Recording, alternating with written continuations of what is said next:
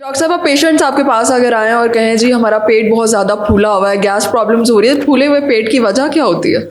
देखिए, अगर तो आप बहुत ही पतले हैं और आप ये बात कहें चले तो फिर मैं सोच सकती हूँ इस बारे में। अच्छा। लेकिन अगर आप मोटे हैं और फिर ये कहें कि मेरा पेट फूला है, हाँ, उसमें आपका वेट भी होता है और फूले का यही प्रॉब्लम होता है कि आपकी गट हेल्थ बेहतर नहीं होती। ठीक है, कुछ बैक्टीरियाज होते हैं जिसमें आपने बहुत सुना होगा एच पाइलोराई है, उसके साथ भी स्टमक के सिम्टम्स आना शुरू हो जाते हैं, तेजाबियत रहती है, पेट का फुला हुआ है, वो पेट का गोड़ा निकलता है, सर में जाता है, ये भी मरीज कहते हैं। Exactly. तो ये प्रॉब्लम आ रहे होते हैं, वो बैक्टीरिया रिलेटेड भी हो सकते हैं, वो आपकी डाइट रिलेटेड भी हो सकते हैं, ठीक है, या वो आपकी अनहाइजीनिक डाइट भी हो सकती है। Okay. ठीक है, आप घर का ही रहे हैं लेकिन घर का खाना भी साफ नहीं है, या पानी पी रहे हैं, पेशेंट से आप पूछ रहे हैं पानी कहाँ से लेते हैं, फिल्टर से लेते हैं। फिल्टर किसने साफ किया? जो पब्लिक फिल्टर्स होते हैं आपको तो नहीं पता कि वो कब कब साफ हो रहे हैं। घर का फिल्टर है, चले हम मान लेते हैं कि भाई सफाई हो।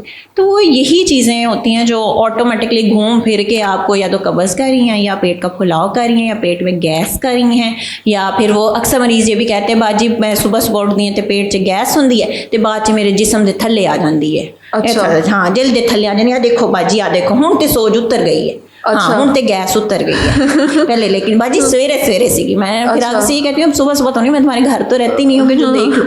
तो वो प्रॉब्लम वही आ रही होती। आप बहुत ज़्यादा स्पाइसेस ले रहे हैं, इरिटेट कर रही है स्पाइसेस आपकी गट को। ठीक है, क्योंकि आप वही फ्लश नहीं कर रहे, पीछे से पानी ज़्यादा नहीं दे रहे गट को, वो इरिटेट कर रही, वो ऐसे। और दूसरा, आपके गुड बैक्टीरियाज डेफिशिएंट हो गए हैं। ठीक, आप दही नहीं ले रहे, आप वॉक नहीं कर रहे, या आपको प्रोलॉन्ग कॉन्स्टिपेशन हो रही है, या बार बार लूज मोशन लग रहे हैं, वो आपके गट बैक्टीरिया को अफेक्ट कर रहे हैं, आपके गुड बैक्टीरियाज खत्म हो रहे हैं। गुड बैक्टीरिया वही फिर डाइट, घूम फिर के हम फिर डाइट पे आ जाते हैं।